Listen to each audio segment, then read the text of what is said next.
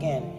Why do you think entrepreneurship is so important to Nigerians' economic growth, and how can business thrive during this economic crisis? And if you could leave the audience with anything, what would it be?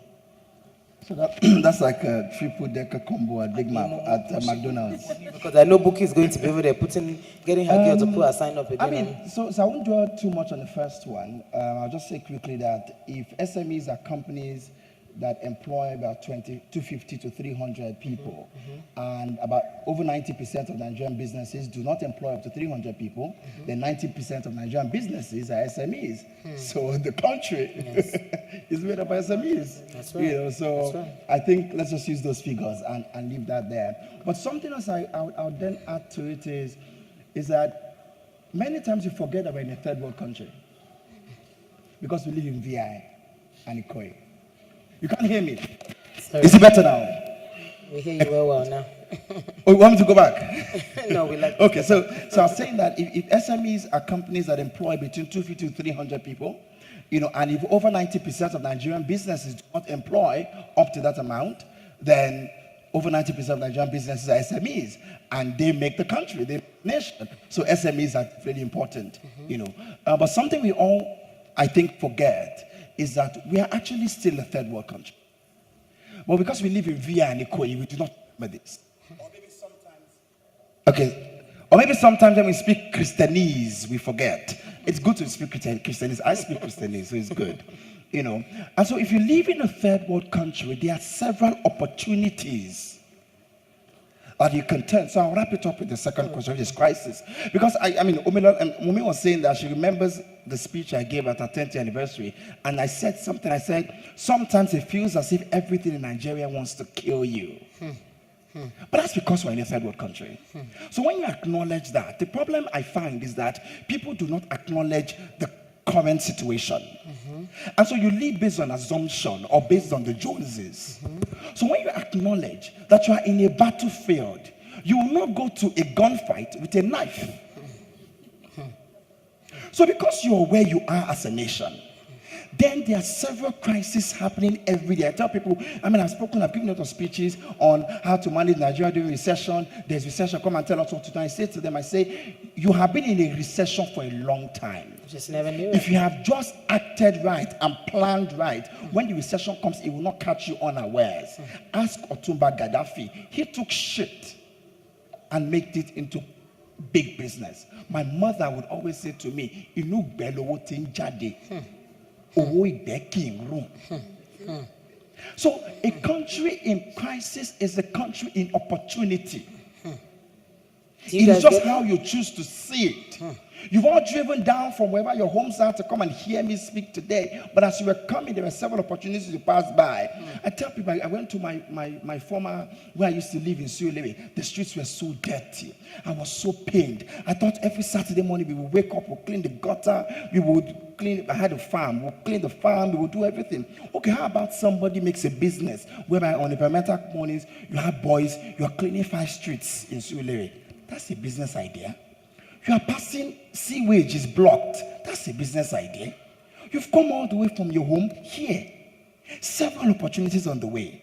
But perhaps maybe it's fear that is holding you back. So for me, entrepreneurship is the engine of Nigeria. And crisis is the port of opportunity. And then the third thing is, what would I say to someone here? I would say to someone here that do it with faith. Be afraid, but don't stay in fear. Let your fear be a force. Let your scare be the flame. I'll say to someone here that, you see, there are certain life skills you need to succeed in life. The same way that when you were in secondary school and university, you needed to pass some courses. When they tell you be humble, go and learn how to be humble the way you learned biology and chemistry. Debola. It is a life skill. At the end of your education, you wanted to get results in flying colors. In the evening of your life, you want your life to be a result in flying colors. How about the skills that you need? I'm not a people person. Go and learn it. I mean, you know what? You're rebranding. I'm not a whatever. You need to go and work on your life skills. Identify what you want to do in your life. People don't even know who they are. There are basic tools online. Myers-Briggs Type Indicator. Please write it down. You can check it. MBTI, Myers-Briggs Type Indicator. Check it. It will show you who you are. ENFP, ESFP, ENTJ. I'm an ESFP. I know the kind of people I should marry. I know my career path. My career path, for example, is to be an actor. But you know what I did? When acting didn't work for me, I found the fundamentals that were important to me as an actor. Be in front of people. Engage an audience. Influence people. Entertain. Make them happy. I have done different careers in my life that has helped me achieve the same thing that makes me happy as an ESFP without being an actor. Okay. So I'm speaking to you now, and I'm all dramatizing because I'm an actor primarily. Wow. So I'm expressing my passion. So check it out, MBTI. Check out DISC. It's called DISC. And you can check out the good old sanguine and choleric. So find who you are. Wow. Then learn the life skills that you need. And then finally, in the middle of all of this, you have to pay attention to God.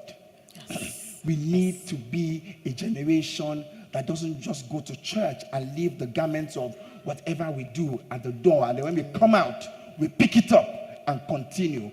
We need to be a generation that truly loves God, because when you truly love God, He will love you back, and He will do the kind of miracles that Wumi is talking about. If I tell you about miracles, we will not live here. So I will not tell you. Maybe I should perhaps give you one small one. You know, by the grace of God, I'm doing a project right now. And by God's grace, another project came on that project. And that other project, by the grace of God, is paying me every kobo that I'm supposed to be using on this project.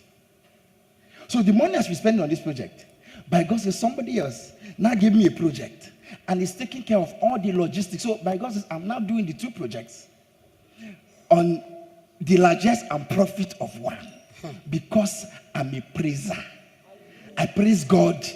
Amen. Round of applause, people. I am undignified when I stand before my Maker. Omilola, we might not have to wait another year for this once every month, we do worship in my house. Anywhere I hear worship, you see me. Anywhere I see Nathaniel picture, I'm there. Because you see, when you praise, God did not ask us for much, but He asked you to praise Him. Do you remember that? They say, Onje, praise is food. When you feed a man, that's why they say the way to a man's heart is through his belly. When you feed God with praise, He will rise up. Give Him a round of applause and rise up. You must do it afraid. Debola, Omilola, we cannot wait another year for this. So in fact, I want to be on here all day. Do you hear? By praising God. And then He will bless you like a good child. He will say, Okare. Do you understand? So people talk about prayers. I'm not such I can't pray for too long.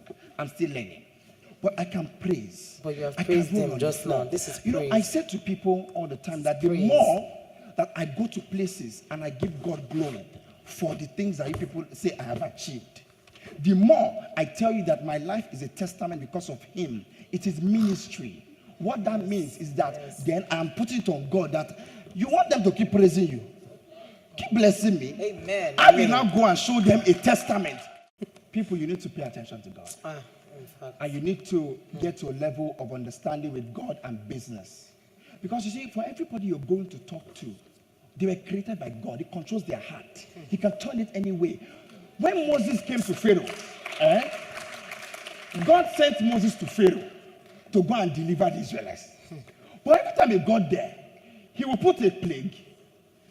Pharaoh will get tired and say, okay, come and carry your people, go. Then when we go, God will harden the heart of Pharaoh.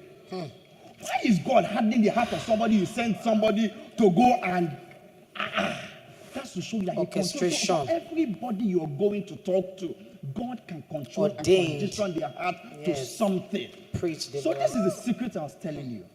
So I tell people when I speak on networking, I say at some point you now need to let your networking, become opportunity. And then you need to let people around you know what you do and know your capacity. So opportunity is there, but if they don't know your capacity, you might never be able to take advantage of the opportunity.